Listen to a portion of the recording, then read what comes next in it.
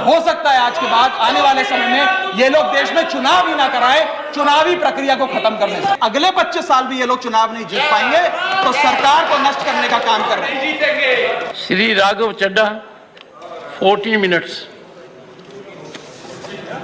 14। Sir, आज मैं सिर्फ 2 करोड़ दिल्ली वासियों की ओर से नहीं बल्कि 135 करोड़ भारतवासियों की ओर से बोलने के लिए खड़ा हुआ हूं। सर, इससे ज़्यादा असंवैधानिक, गैर कानूनी कागज़ का टुकड़ा एक बिल के माध्यम से शायद ही आज से पहले कभी संसद भवन के भीतर लाया गया होगा। और अपना वक्तव्य शुरू करने से पहले मैं महाभारत के एक अंश का वर्णन करना चाहूँगा जिसे रामधारी सिंह दिनकर ने एक बहुत ही महत्वपूर्ण कविता में लिखकर बताया है, जिसमें भगवान श्री कृष्ण एक शांति दूत बन के पांडवों की ओर से हस्तिनापुर जाते हैं शांति का प्रस्ताव लेकर। कवि लिखते हैं, मैत्री की राह बताने को, सबको सुमार्ग पर लाने को, दुर्योधन को समझाने को, भीषण विध्वंस बचाने को, भगवान हस्तिनापुर आए, पांडव का संदेशा लाए। भगवान कहते हैं, दो न्याय अगर तो आधा दो, पर इसमें भी यदि बाधा हो तो दे दो केवल 5 ग्राम, रखो अपनी धरती तमाम, हम वहीं खुशी से खाएंगे, परिजन पर हंसी ना उड़ाएंगे। पर दुर्योधन वो भी दे ना सका, आशीष समाज की ले ना सका, उल्टा हरि को बांधने चला, जो असाध्य था उसे साधने चला, जब नाश मनुष्य पर छाता है पहले विवेक मर जाता। सर, इसमें दिल्ली बिल का सार है।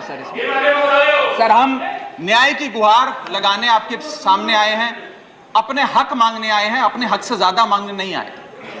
सर, मैं अपने वक्तव्य को 3 भाग में बांटता हूं। पहला कि ये बिल कैसे एक राजनीतिक धोखा है, पॉलिटिकल फ्रॉड है। दूसरा, ये कैसे एक संवैधानिक पाप है, कॉन्स्टिट्यूशनल सिन है। और तीसरा कि ये एडमिनिस्ट्रेटिव लॉकजैम यानी कि प्रशासनिक गतिरोध दिल्ली में कैसे पैदा कर देता है। सर, पहला राजनीतिक धोखा, यह कहानी है सर 1977 से लेकर 2015 की। लगभग 40 साल का लंबा संघर्ष भारतीय जनता पार्टी ने दिल्ली में पूर्ण राज्य का दर्जा स्थापित करने के लिए किया। 1977 में जब 3rd मेट्रोपॉलिटन काउंसिल दिल्ली में था, उसमें जनता पार्टी की सरकार थी। उन्होंने मता पास कर कहा कि दिल्ली को पूर्ण राज्य का दर्जा बनाएंगे। लगातार पूर्ण राज्य की दर्जे की मांग करते करते करते करते ये 1989 का लोकसभा का मैनिफेस्टो में बीजेपी का लाया हूं। 1989 के मैनिफेस्टो में पेज नंबर 361 पे पॉइंट नंबर 10 पे ये कहते हैं, grant statehood to UT of Delhi. यानी कि 1989 से लेकर लगातार ये लोग दिल्ली को पूर्ण राज्य का दर्जा दिलाने की मांग करते रहे। यहां तक कि जब 1991 में कांग्रेस की सरकार ने दिल्ली में विधानसभा का गठन किया, उससे भी ना पर्याप्त मानते हुए लाल कृष्ण आडवाणी जी, मदन लाल खुराना जी सबने बयान दर्ज कराए कि यह भी दिल्ली के साथ न्याय नहीं है, दिल्ली को पूर्ण राज्य का दर्जा मिलना चाहिए और हम इसके लिए आंदोलन चलाएंगे। और लगातार इन लोगों ने संघर्ष किया, आंदोलन किया। सर, 1999 में फिर अपने मैनिफेस्टो में बीजेपी ने, ये 1999 का मैनिफेस्टो है, ये जारी कर कहा कि हम दिल्ली को पूर्ण राज्य का दर्जा देंगे। Page number 132 point number 31, we will give full statehood to Delhi. Sir, इन लोगों ने बड़ा आंदोलन चलाया, संघर्ष किया, सड़कों पे लाठियां खाई, न जाने क्या क्या किया दिल्ली को पूर्ण राज्य का दर्जा दिलाने के लिए। और अंततः वो दिन आया जिस दिन वाजपेयी सरकार के उप प्रधानमंत्री आदरणीय लाल कृष्ण आडवाणी जी इस सदन के भीतर एक बिल लाए, द कॉन्स्टिट्यूशनल अमेंडमेंट बिल 2003, जो दिल्ली को पूर्ण राज्य का दर्जा देता है। यह बिल आडवाणी जी इस सदन के भीतर लाए और कहा कि दिल्ली को अधिकार देने की जरूरत है, दिल्ली को पूर्ण राज्य का दर्जा भाजपा दिलाएगी। यहां भी बात खत्म नहीं होती सर। इसके बाद 2013 के अपने मैनिफेस्टो में बीजेपी ने कहा हम पूर्ण राज्य का दर्जा देंगे। इनकी जून 2013 में नेशनल एग्जीक्यूटिव की मीटिंग हुई, उसमें मता पास कर कहा हम दिल्ली को पूर्ण राज्य का दर्जा देंगे।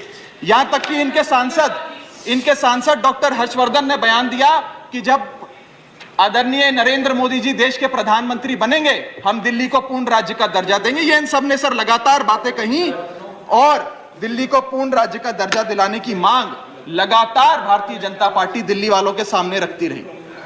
सर, ये बिल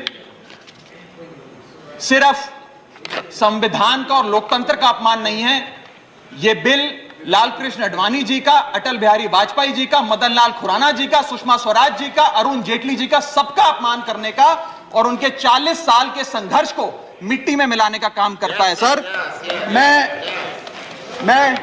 मैं माननीय गृह मंत्री जी का बयान लोकसभा में सुन रहा था। उन्होंने कहा कि नेहरू जी ने, पंडित नेहरू ने यह बात रखी थी कि दिल्ली को पूर्ण राज्य का दर्जा नहीं मिलना चाहिए। मैं माननीय गृह मंत्री जी से कहना चाहता हूं, नेहरूवादी मत बनिए, आडवाणीवादी बनिए, वाजपेयीवादी बनिए और दिल्ली को पूर्ण राज्य का दर्जा देने का आज आपके पास ऐतिहासिक मौका है। दिल्ली को पूर्ण राज्य का दर्जा दीजिए। सर, इस बिल को लाने का असल कारण क्या है? यह बिल क्यों लाया गया है? पिछले 25 साल में दिल्ली में 6 बार विधानसभा के चुनाव हुए। 6 के 6 चुनाव भारतीय जनता पार्टी बुरी तरीके से हारी। यहां तक कि 2015 और 20 में आजाद भारत के इतिहास की सबसे बड़े जनादेश की सरकार अरविंद केजरीवाल ने दिल्ली में बनाई। क्योंकि ये पिछले 25 साल चुनाव नहीं जीत पाए और अरविंद केजरीवाल और आम आदमी पार्टी के आने के बाद ये जानते हैं कि अगले 25 साल भी ये लोग चुनाव नहीं जीत पाएंगे, तो सरकार को नष्ट करने का काम कर रहे हैं। ना रहेगी सरकार और ना रहेगा चुनावों का महत्व, ना रहेगा बांस, ना बजेगी बांसुरी। लेकिन मैं आज इस मंच से भाजपा से अनुरोध करूंगा कि कम से कम लाल कृष्ण आडवाणी जी को न्याय दीजिए, कम से कम उनकी इच्छा पूरी करिए, दिल्ली को पूर्ण राज्य का दर्जा दीजिए। सर, मेरा दूसरा भाग कि कैसे यह बिल एक संवैधानिक पाप है। सर, पहली चीज, ये abuse of ordinance making powers है, आर्टिकल 123 जो संविधान का देता है। संविधान ये कहता है, और वाईवी चंद्रचूड़ साहब का AK Roy versus union of India एक बड़ा महत्वपूर्ण लैंडमार्क जजमेंट है, जिसने कहा कि ऑर्डिनेंसेस सिर्फ आपातकालीन और विषम परिस्थितियों में लाए जाएंगे। ऐसी कौन सी आपातकालीन और विषम परिस्थितियां आ गई कि आपको सुप्रीम कोर्ट के फैसले को 8 दिन के भीतर बदलना पड़ गया? दूसरा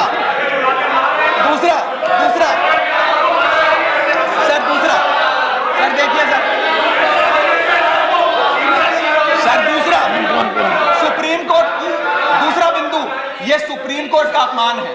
सुप्रीम कोर्ट के फैसले को 8 दिन के भीतर 5 जजों के संवैधानिक पीठ के सर्वसम्मति के फैसले को बदल के आज भारतीय जनता पार्टी ने एक मैसेज दिया है कि हम सुप्रीम कोर्ट को भी चैलेंज करते हैं, सुप्रीम कोर्ट के फैसले को भी नहीं मांगते। आपको जो ऑर्डर जारी करना है करो, हम चंद दिनों के अंदर ऑर्डिनेंस लाकर उस फैसले को बदल देंगे। They have challenge the majesty of the honourable supreme court. Sir, और मैं आपको ये कहना चाहता हूं कि आजकल जो ऑर्डिनेंस लाने की जो एक फेटिश इस सरकार ने देखी, चाहे वो लैंड एक्विजिशन बिल हो, चाहे वो फार्म बिल हो, चाहे ईडी के डायरेक्टर का एक्सटेंशन हो, जो ये सारी चीजें ऑर्डिनेंसेस के माध्यम से इन्होंने करी थी, इस बिल का हश्र भी वही होगा जो सारे पुराने बिलों का हुआ था। सर, थर्ड बिंदु कि कैसे ये बिल संघीय ढांचे को एरोड करता है। हमारा भारत का संविधान और सुप्रीम कोर्ट का 2023 का 2018 का संवैधानिक पीठ का फैसला कहता है कि दिल्ली के पास एक यूनिक फेडरल आइडेंटिटी है, यूनिक कॉन्स्टिट्यूशनल आइडेंटिटी है, और भारत का संविधान जो हमें संघीय ढांचा देता है, जो शक्तियां देता है, उन शक्तियों को एनक्रोच करने का काम यह सरकार करती है, हमसे अफसरशाही और तमाम शक्तियां छीनकर। मैं आपको सुप्रीम कोर्ट का वो एक वाक्य पढ़ के सुनाना चाहूंगा। The majority in the 2018 constitutional जज bench held that while the NCT of Delhi could not be accorded with the status of a state, the concept of federalism is applicable to Delhi. हम पूर्ण राज्य नहीं है, लेकिन फिर भी राज्य का दर्जा एक संघीय ढांचे के परिप्रेक्ष्य में दिल्ली को मिलता है। उसके बाद सर, इन लोगों ने तो कमाल ही कर दिया। आज बिना संवैधानिक संशोधन लाए संविधान को बदल दिया, मात्र एक एक्ट ऑफ पार्लियामेंट से, जो आज तक शायद भारत के इतिहास में कभी नहीं हुआ। सर, इसके बाद यह बिल पार्लियामेंट्री अंडरमाइन करता है प्रिंसिपल्स ऑफ कलेक्टिव रिस्पांसिबिलिटी को। भारत का संविधान कहता है सर कि परमानेंट एग्जीक्यूटिव और पॉलिटिकल एग्जीक्यूटिव मिलके लेजिस्लेचर के प्रति जवाबदेही होंगे। ये प्रिंसिपल ऑफ कलेक्टिव रिस्पांसिबिलिटी है। इसमें से परमानेंट एग्जीक्यूटिव यानी कि अफसरशाही को छीनकर ये पूरी तरीके से कलेक्टिव रिस्पांसिबिलिटी का प्रिंसिपल, जिसपे सरकारें चलती हैं इस देश में, उसे ध्वस्त करता है। और आखिरी बिंदु संवैधानिक अपराध का, ये ट्रिपल चेन ऑफ अथॉरिटी को तार तार करता है sir. Triple chain of accountability ये होती है कि अफसरशाही की जवाबदेही मंत्री को, मंत्री की जवाबदेही लेजिस्लेचर को, और लेजिस्लेचर की जवाबदेही जनता को। इसमें से अगर आप अफसरशाही हटा देते हो तो फिर जवाबदेही की जो ये ट्रिपल चेन ऑफ अकाउंटेबिलिटी ध्वस्त हो जाती है। तो ये काम करके संवैधानिक अपराध एक प्रकार से सरकार ने किया है। सर, मेरा आखिरी भाग, ये कैसे एक एडमिनिस्ट्रेटिव हाराकिरी, एक एडमिनिस्ट्रेटिव गतिरोध पैदा करता है। ये कहता है सिर्फ उपराज्यपाल ही ट्रांसफर पोस्टिंग करेंगे एक समिति के माध्यम से, यानी कि अफसर अब मुख्यमंत्री की नहीं सुनेगा, मंत्रियों की नहीं सुनेगा। अगर अब दिल्ली में किसी के घर में बिजली नहीं आ रही, पानी नहीं आ रहा, किसी के बच्चे का स्कूल में दाखिला नहीं हो रहा, तो वो उपराज्यपाल के पास जाएगा, अपने मंत्री मुख्यमंत्री के पास नहीं जाएगा। क्या लोग जानते हैं उपराज्यपाल कहां रहता है? उपराज्यपाल कौन सी विधानसभा से चुनाव लड़ा, उपराज्यपाल ने कौन सा चुनाव जीता? लेकिन सारी शक्तियां एक चुनी हुई सरकार से निकालकर उपराज्यपाल को देता है। यह आगे कहता है सर ये बिल कि हम एलजी को सोल डिस्क्रिशन देते हैं, स्वयं के विवेक से फैसले लेने की तमाम शक्तियां। आज तक उपराज्यपाल और गवर्नर काउंसिल ऑफ मिनिस्टर्स की एड एंड एडवाइस से बाध्य थे, लेकिन यह बिल उपराज्यपाल को सुपरसीडिंग पावर देता है। आगे सर ये बिल जितने भी ब्यूरोक्रेट्स हैं उन्हें एक जुडिशियल अथॉरिटी बना देता है। यह कहता है अफसरशाही तय करेगी कि मंत्री का फैसला सही है कि मंत्री का फैसला गलत है, और अगर अफसर को मंत्री का कोई फैसला पसंद नहीं आया तो अफसर मंत्री का फैसला लागू करने से मना कर सकते हैं। और सर यह बिल अथॉरिटी, कमीशंस और कॉरपोरेशंस बनाने की, तमाम गठन करने की, नियुक्ति करने की शक्तियां सारी की सारी केंद्र सरकार को दे देता है, यानी कि सरकार की चाबी एक प्रकार से केंद्र सरकार को हाथ में पकड़ा देता है। सर, माननीय गृह मंत्री जी ने कहा था कि आम आदमी पार्टी एक सुपारी सी जितनी पार्टी है, एक सुपारी जितनी छोटी सी पार्टी है। सर, ये वो सुपारी जितनी पार्टी है जो आजाद भारत के इतिहास का फास्टेस्ट ग्रोइंग पॉलिटिकल स्टार्टअप कहलाती है। ये वो सुपारी जितनी पार्टी है जिसने 3 बार भाजपा को दिल्ली में हराया और 2 बार 2015 और 20 में आजाद भारत के इतिहास की सबसे बड़ी जनादेश की सरकार बनाई। ये वो सुपारी जितनी पार्टी है जिसने पंजाब में भाजपा को लगभग शून्य पर लाकर खड़ा कर दिया। ये वो सुपारी जितनी पार्टी है जो 10 साल में राष्ट्रीय पार्टी बनी। ये वो सुपारी जितनी पार्टी है जिसके 161 विधायक और 11 सांसद है। और ये वो सुपारी जितनी पार्टी है जिसका काम देखने के लिए first lady of United states of America और यूनाइटेड जनरल के पूर्व प्रमुख बान की मून आते हैं। सर, मैं आज अपने साथी जो आंध्र प्रदेश और उड़ीसा की सरकार चलाते हैं उन्हें कहना चाहूंगा, आपकी जरूर कुछ मजबूरियां रही होंगी जिसके चलते आपने ये फैसला लिया इस सरकार के इस बिल का समर्थन करने में। कुछ तो मजबूरियां रही होंगी, यूं ही कोई बेवफा नहीं होता। लेकिन मैं आपको कहना चाहता हूं कि आग जब लगेगी तो बहुत दूर तक जाएगी। राहत इंदौरी साहब का एक बड़ा महत्वपूर्ण शेर है, अगर खिलाफ है होने दो, जान थोड़ी है, ये सब धुआं है, आसमान थोड़ी है, लगेगी आग तो आएंगे कई घर जद में, यहां सिर्फ हमारा मकान थोड़ी है। लेकिन जब आपके घर में आग लगेगी, आम आदमी पार्टी आपके साथ खड़ी होगी, मैं आपको विश्वास दिलाता हूं। और सर, मैंने अपनी बात शुरू करी थी महाभारत के एक अंश से, मैं समाप्त भी महाभारत के एक अंश से करूंगा। सर, बीच कुरुक्षेत्र के मैदान में जब युद्ध प्रारंभ होने वाला था तो युधिष्ठिर ने शंखनाद करने से पहले एक घोषणा करी और कहा कि यह धर्म की लड़ाई है। मेरी सेना में खड़े मेरे पीछे जितने योद्धा हैं, अगर उन्हें लगता है कि धर्म मेरे साथ नहीं कौरवों के साथ है, तो मेरी सेना छोड़कर सामने वाली मेरे दुश्मन की सेना में जाकर खड़े हो जाएं, उनकी ओर से युद्ध करें। और अगर कौरव सेना में कोई योद्धा है जिसे लगता है कि धर्म युधिष्ठिर के साथ है, पांडवों के साथ है, तो आप कौरवों की सेना छोड़कर मेरी सेना में आइए, मैं बाहें फैलाकर आपका स्वागत करूंगा। उस समय कौरवों का एक भाई युयुत्सु कौरव सेना छोड़कर पांडवों की ओर आया और पांडवों की ओर से युद्ध लड़ा। मैं उसी बात का जिक्र करते हुए आज इस सदन में बैठे तमाम सांसदों को कहना चाहता हूं, राज्यसभा काउंसिल ऑफ स्टेट्स है, हम लोग काउंसिल ऑफ स्टेट्स है, जहां ज्यादा जिम्मेदारी बनती है राज्यों के हितों की, अधिकारों की रक्षा करने की। मैं मांग करता हूं, आज आप लोग पार्टी लाइन से ऊपर उठकर, विचारधारा से ऊपर उठकर संविधान को बचाने के लिए, लोकतंत्र को बचाने के लिए इस बिल को हराइए। आज ये इतना असंवैधानिक और गैर कानूनी बिल अगर ये सफल हो गया तो हो सकता है आज के बाद आने वाले समय में ये लोग देश में चुनाव ही ना कराएं, चुनावी प्रक्रिया को खत्म करने से। बहुत बहुत शुक्रिया।